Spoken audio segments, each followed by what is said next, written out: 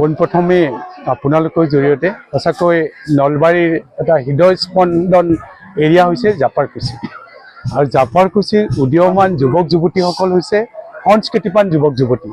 ইয়াতে নাট্যকাৰৰ সৃষ্টি হৈছে। ইয়াতে আপোনালোকে জানে আমাৰ মাজৰ প্ৰায় কেইদিনমান আগতে আঁতৰি যোৱা বিপুল বৈষ্ণৱ গোস্বামী ডাঙৰীয়াৰ ইয়াতে জন্ম আৰু তেখেতে বহু চিৰিয়েল চিনেমা নাটকৰ জন্ম দি গৈছে আৰু তেখেতৰ লগত আমি একেলগে তেখেতৰ চিৰিয়েলত বা তেখেতৰ বোলছবিত অভিনয় কৰিবলৈ আমি এই অভাজনে সুবিধা পাইছিলোঁ।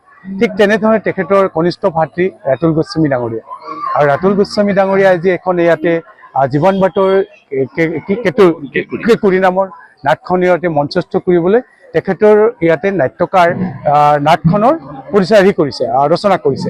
ইমান সুন্দৰ কথা, ইয়াতকৈ আৰু সুন্দৰ কথা একো হ'ব নোৱাৰে। খুব ভাল লাগিছে। পৰিচালনা কৰিছে সুশীল মেধি ডাঙৰীয়া।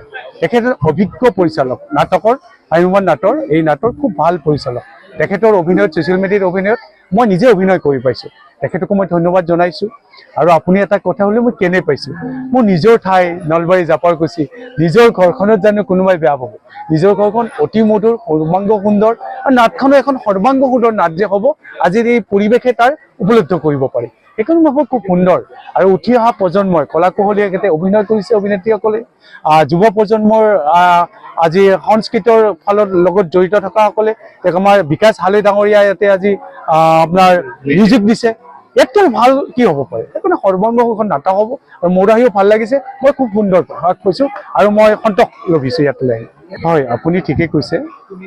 আমাৰ অসমীয়া জাতিটো বিশ্ব দৰবাৰত যেতিয়ালৈ থাকিব তেতিয়ালৈ জুবিনদাৰ প্ৰতিটো সৃষ্টি আমাৰ হৃদয়ে হৃদয়ে সোমাই থাকিব। প্ৰতিজন অসমীয়াৰ ইয়াৰ কষে কষে সোমাই থাকিব। ই আজি অসমীয়াসকল বিশ্বৰ যিকোনো কোণতে নাথাকক কিয় আজি জুবিনদাক সকলোৱে শ্ৰদ্ধাৰে সোঁৱৰণ কৰিছে।